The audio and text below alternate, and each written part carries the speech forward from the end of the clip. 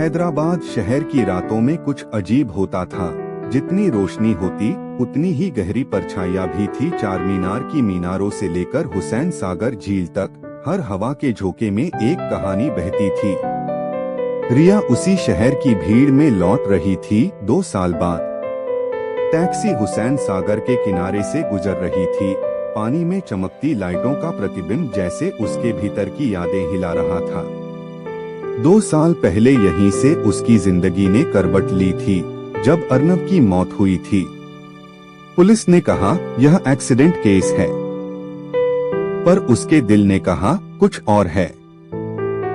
आज उसे वही रहस्यमयी मैसेज मिला था, अगर सच जानना है तो लौट आना उस होटल में जहां सब शुरू हुआ था। रिया का दिल जोरों से धड़कने लगा। वह पहुंची द ग्रैंड मिराज होटल, जो शहर के बाहरी हिस्से में पुराने महल जैसा खड़ा था। कभी नवाबों का गेस्ट हाउस रहा, अब एक आलीशान होटल। लेकिन वहां की हवा में अब भी अतीत की गंध थी। रिसेप्शन पर खड़ा मैनेजर बोला, मैम पहले भी आई हैं? रिया ने धीमे से कहा, हाँ 2 साल पहले अपने फियांसे के साथ। मैनेजर ने मुस्कुराया, पर उसकी आंखें झुक गईं। रिया समझ गई वो कुछ जानता है। वो सीधे गई कमरा 409, वही जहां अर्नव आखिरी बार देखा गया था।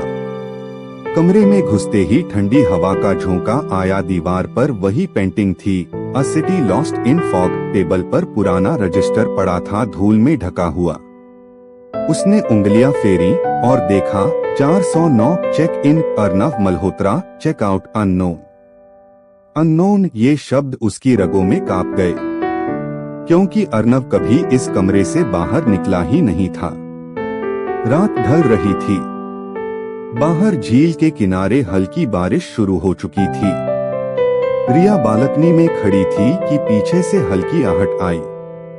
वो पलटी, कमरा खाली था, लेकिन दीवार पर किसी की परछाई थी। धीरे धीरे वह परछाई हिली और गायब हो गई। तभी उसका फोन बजा। रिया, आवाज अर्नव की थी। ठंडी हवा जैसे जम गई। रिया ने फोन गिरा दिया, सांस रुक गई। अगली सुबह होटल की लॉबी में एक अजनबी मिला, लंबा, गले में कैमरा, आंखों में रहस्य।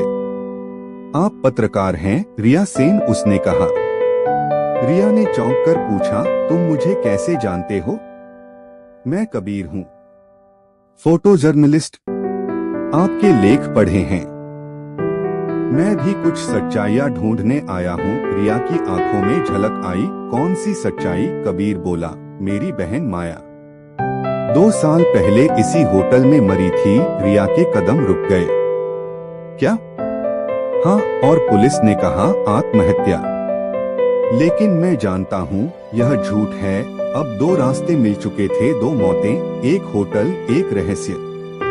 रिया और कबीर ने साथ में होटल के पुराने सीसीटीवी फुटेज निकलवाए। वीडियो में अर्नव दिखा, लिफ्ट में ऊपर जा रहा था। उसके पीछे एक धुंधली आकृति, ऊंची, कोट पहने। कबीर ने फ्रेम रोका। रुको, यह वही कोट है जो होटल मैनेजर पहनता है। रिया के शरीर में सिहरन दौड़ गई। रात को दोनों ने मैनेजर के कमरे की तलाशी ली। अलमारी में एक पुरानी फोटो थी, अर्नव, माया और वही मैनेजर। पीछे लिखा था द ग्रैंड मिराज फैमिली 2021। रिया की आंखें फैल गईं। मतलब अर्नव और माया दोनों इस होटल से पहले से जुड़े थे। टेबल पर एक पुराना टेप रिकॉर्डर रखा था। उन्होंने चलाया। माया, अगर तू ये सुन रही है तो हमारे पास बहुत कम समय है।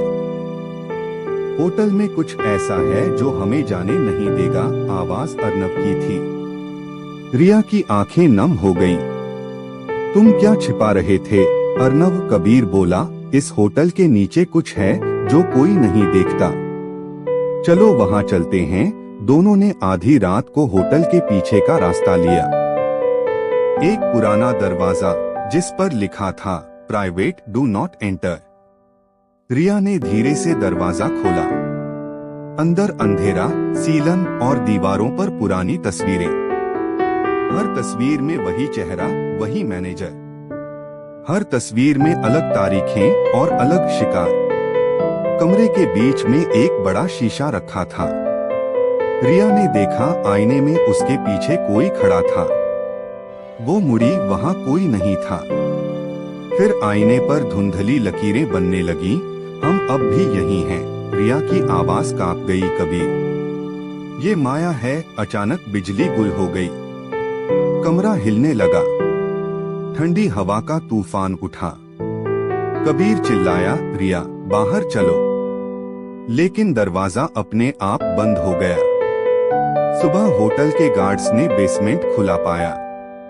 अंदर टूटा हुआ आईना, गिरा हुआ कैमरा और दीवार पर लिखा था, द मिराज नेवर एंड्स। रिया और कबीर गायब थे। सिर्फ कैमरे में एक आखिरी तस्वीर थी, रिया की, जो आईने के अंदर से मुस्कुरा रही थी। हैदराबाद का सूरज फिर चमक उठा। लोगों ने अपनी रोज की जिंदगी शुरू कर दी। पर द ग्रैंड मिराज होटल के कमरा 409 से अब भी कभी कभी हल्की दस्तकें सुनाई देती हैं। कभी किसी को एक लड़की की आवाज सुनाई देती है, कभी सच अभी बाकी है, और फिर सन्नाटा। हुसैन सागर की लहरें हल्के से टकराती हैं और चांद की रोशनी में कोई परछाई तैरती दिखाई देती है, शायद रिया की, शायद किसी और की। क्योंकि अंधेरों के उस पार अब भी कोई है।